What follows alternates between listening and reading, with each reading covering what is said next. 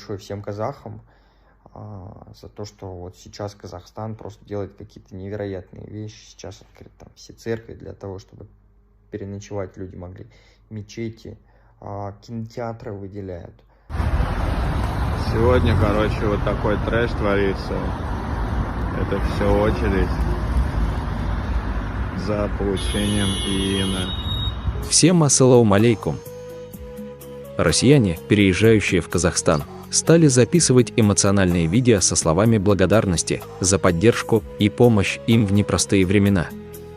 Тенгрили Фистиле рассказывает об этом подробнее. В ТикТок появилось несколько роликов от россиян, которые благодарят казахстанцев за помощь и поддержку. Так, например, один из пользователей сети опубликовал видео, на котором можно увидеть большую очередь.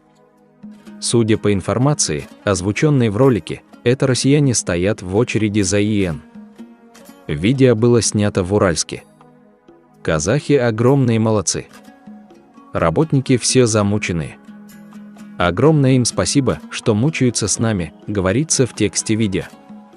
Тем временем еще один ролик со словами благодарности казахстанцам был опубликован также в ТикТок.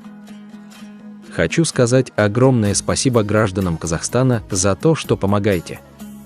Спасибо за то, что не бросаете в сложной ситуации. Спасибо вам большое, говорит мужчина на видео.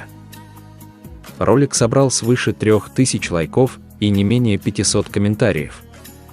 Еще один россиянин также поблагодарил за поддержку и отметил даже лично тех, кто помог ему в первые дни адаптации в стране. По его словам, он проживает в Алматы уже некоторое время, и ему нравится город, а вот еще одно эмоциональное видео со словами благодарности за помощь приезжающим из России.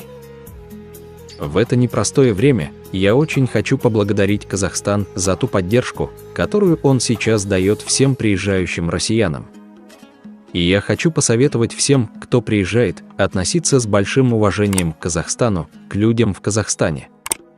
И всему тому, что они для вас делают, отмечает пользователь сети в своем видео.